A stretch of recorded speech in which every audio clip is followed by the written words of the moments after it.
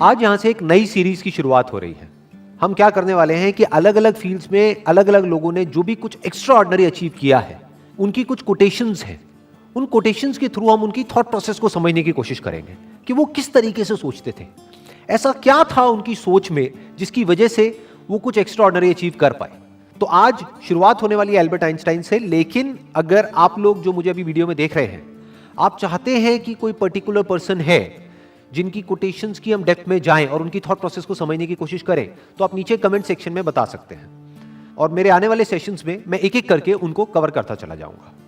तो जो पहली कोटेशन है एल्बर्ट आइंस्टाइन की, वो है everybody is a genius, but if you जज a fish by its ability to climb a tree, it will live its whole life believing that it is stupid.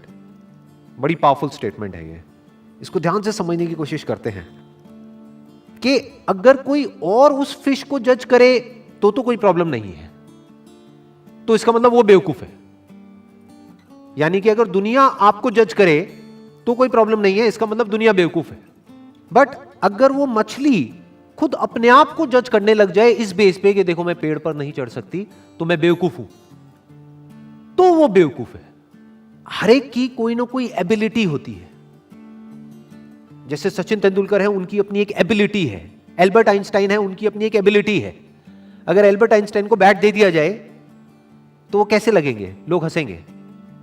या accounts में डाल दिया जाता तो क्या होता? जबरदस्ती उनको चार्टर्ड अकाउंटेंट बना दिया जाता तो क्या होता? क्या वो कभी भी ऐसा कुछ अचीव कर पाते जो उन्होंने अचीव किया? No doubt he was a genius. But वो जीनियस क्यों थे? क्योंकि उन्होंने वही किया जो उनकी नेचुरल इंक्लिनेशन थी। जैसे कि एक मछली है, अगर उसको बोला जाए कि पानी में तैरो, तो वो पानी में बहुत तरीके से तैर सकती है। ऐसा कुछ कर सकती है कि जो देखने वाले हैं दे विल बी मेस्मराइज्ड। वो कहेंगे कि यार ये कैसे हो सकता है? जिसको पानी के अंदर तैरना नहीं आता है और वो उसको देखेगा मछली को, तो वो क्या कहेगा? ये मछली जीनियस है। तो इस तरह से पहले हमको समझना पड़ेगा कि हमारा पर्सनैलिटी टाइप क्या है, और जब हम अच्छे तरीके से समझ जाएंगे और फिर एक्ट करेंगे, then sky is the limit. फिर सबके अंदर एक जीनियस है, फिर सब जीनियस है। Next quote is education is not the learning of facts but the training of the mind to think. क्यों कहा जा रहा है ये? देखो क्या कमाल की बात इन्होंने कही है। बल्कि जिस वक्त इन्होंने कही थी उस वक्त कंप्यूटर्स इतने ज्यादा डेवलप नहीं हुए थे, इंटरनेट इतना ज्यादा पेनिट्रेट नहीं हुआ था, फिर भी वो देख पा रहे थे कि फ्यूचर में क्या होने वाला है। उसके बेस पर ये स्टेटमेंट उन्होंने दी है। क्यों एजुकेशन में लर्निंग ऑफ फैक्ट्स इंपॉर्टेंट नहीं है? क्योंकि आज की डेट में अगर बात करी जाए तो जो फैक्ट्स हैं या जो नॉलेज है वो तो एक क्लिक ऑफ बटन पे अवेलेबल है। मतलब अगर एजुकेशन का मतलब यही है कि स्कूल जाओ, कॉलेज जाओ और जो बुक्स में लिखा है उसको रट लो और अपने यहां पर फीड कर लो, तो इसकी जरूरत क्या है? वो तो ऑलरेडी मोबाइल में है। जो बुक्स में लिखा है अगर उसको आपने रट भी लिया और यहां पर फीड भी कर लिया, तो अगर उसको रिट्रीव करना है तो कैसे करोगे? अपने आप से एक क्वेश्चन पूछना पड़ेगा, तभी तो वो याद आएगा और आप बोल दोगे। बट यही काम अब अगर क्वेश्चन पूछ करके ही आंसर आना है, तो वो क्वेश्चन तो आप यहां पर भी पूछ सकते हो मोबाइल में। आप इससे पूछोगे, हाँ भैया बताओ ये क्या है, वो क्या है, इस क्वेश्चन का आंसर क्या है, तो ये मोबाइल ही दे देगा ना आपको आंसर। और जितनी मेमोरी इसके अंदर फीडेड है, जितनी नॉलेज एक मोबाइल के अंदर फीडेड है, जितनी नॉलेज गूगल में फीडेड है, क्या उतनी नॉलेज हम अपनी ब्रेन में फीड कर सकते हैं?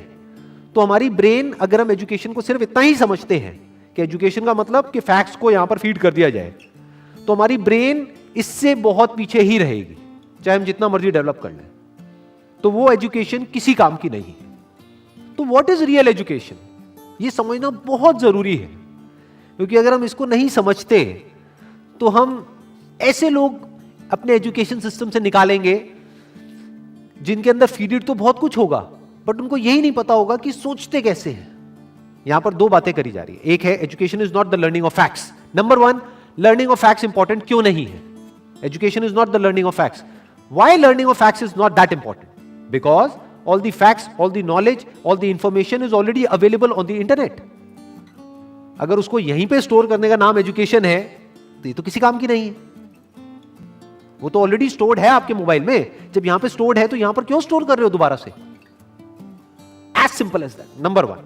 Number two, but the training of the mind to think, कि बच्चों को यह सिखाया जाए कि सोचते कैसे हैं और सोचना क्यों जरूरी है, क्योंकि लाइफ में जो भी प्रॉब्लम्स है, जैसी भी प्रॉब्लम्स हैं, उसका सॉल्यूशन कैसे निकलता है? सोच करके निकलता है। मेमोरी से नहीं निकलता है, गूगल से नहीं निकलता है, फैक्ट से नहीं निकलता है, नॉलेज से नहीं निकलता है। उस नॉलेज को यूज कैसे करना है उससे निकलता है। अगर मेमोरी से या बुक्स से सॉल्यूशन निकलता तब तो कोई प्रॉब्लम ही नहीं थी। किसी को पैसा कमाना है, इतनी सारी बुक्स हैं, पढ़ लो, निकल गया सॉल्यूशन। उससे नहीं निकलता है। इंफॉर्मेशन से सॉल्यूशन नहीं निकलता है, उस इंफॉर्मेशन को यूज किस तरीके से करना है उससे सॉल्यूशन निकलता है। जिस सवाल का जवाब गूगल नहीं दे सकता है, उस सवाल का जवाब अगर आप दे सको, सोच करके उस प्रॉब्लम का भी सॉल्यूशन निकाल सको जो गूगल नहीं निकाल सकता है, तो कहेंगे कि आप इंटेलिजेंट हो। यह इंटेलिजेंस डेवलप करने का काम होना चाहिए एजुकेशन सिस्टम का। This is real education. Next quote is, the true sign of intelligence is not knowledge but imagination. Knowledge के बेस पे जो पास्ट में हो चुका है उसको हम रिपीट तो कर सकते हैं, लेकिन कुछ भी नया क्रिएट नहीं कर सकते जब तक कि इमेजिनेशन ना हो।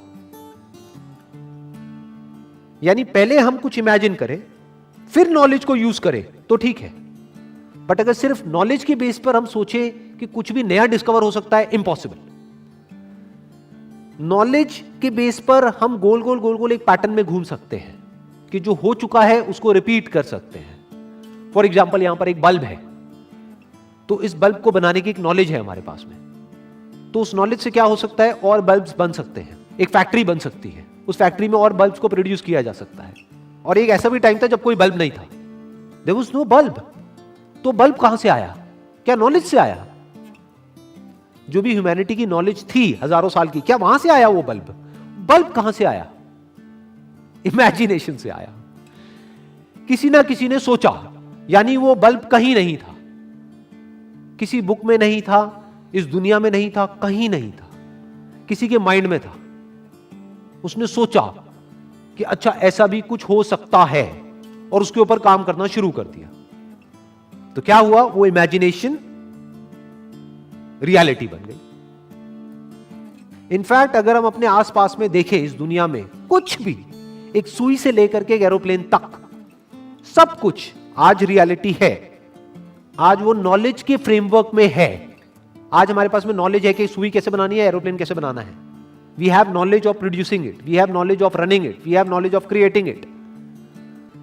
बट एक टाइम पे वो सब क्या था? वो इमेजिनेशन था, सब इमेजिनेशन था।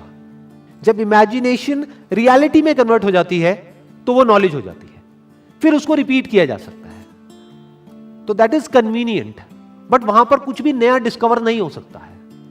कुछ भी नया डिस्कवर करना है तो यू नीड इमेजिनेशन। जैसे एक तरफ से व्हील डिस्कवर हो गया, एक तरफ से लगेज डिस्कवर हो गया, अब यहां पर इमेजिनेशन की जरूरत है। क्या लगेज उठाने में दिक्कत आ रही है? व्हील है, व्हील लेकिन बड़ा है, तो अगर इस व्हील को छोटा कर दिया जाए और उस लगेज के नीचे फिट कर दिया जाए तो क्या होगा? ये इमेजिनेशन है। This is the difference between imagination and reality. यानी कि अगर इसको हम अपनी लाइफ से रिलेट करें तो जो भी हमारी जो करंट सिचुएशन है या जो भी कुछ आज तक हमारे साथ में हुआ है, वो सब क्या है? नॉलेज है, फैक्ट्स है। हो सकता है वो फैक्ट्स या जो हमारी रियलिटी है वो ये कह रही है कि हम लाइफ में कुछ कर ही नहीं सकते, बट इमेजिनेशन यहां पर क्या कर सकती है? इमेजिनेशन यहां पर अगर हमारे अंदर है तो हम इमेजिन कर सकते हैं कि फ्यूचर में इस रियलिटी को बदला जा सकता है। हम अपने लिए एक नया फ्यूचर इमेजिन कर सकते हैं based upon the resources that we have, based upon the knowledge that we have. उस नॉलेज को, उस इंफॉर्मेशन को, उन रिसोर्सेज को यूज करके हम अपनी इमेजिनेशन को सच कर सकते हैं। तो इसलिए कहा जा रहा है कि इमेजिनेशन इज रियल इंटेलिजेंस, क्योंकि नॉलेज को तो एक रोबोट भी रिपीट कर सकता है। तो रोबोट को हम आर्टिफिशियल इंटेलिजेंस तो कह सकते हैं, रियल इंटेलिजेंस नहीं कह सकते। यानी कि कोई प्रोडक्ट है, वो बनाना है, तो वो तो मशीन्स भी क्रिएट कर सकती है और करती ही है। एक रोबोट भी बना सकता है, लेकिन कुछ ऐसा है जो रोबोट नहीं कर सकता, जो हम ही कर सकते हैं। That is real intelligence, that is human intelligence. तो ये कुछ कोटेशंस थी एल्बर्ट आइंस्टाइन की, जिसको आज हमने डीपली समझने की कोशिश करी है। अगर इसके अलावा आप चाहते हैं कि कोई और पर्सन भी है जिन्होंने कुछ एक्स्ट्राऑर्डिनरी अचीव किया है किसी भी फील्ड में, और उनकी भी कोटेशंस की हम डेप्थ में जाएं, तो आप नीचे कमेंट सेक्शन में बता सकते हैं। तो मेरे आने वाले सेशंस में मैं एक एक करके उनको कवर करता चला जाऊंगा। Wish you all the very best. Thank you so much.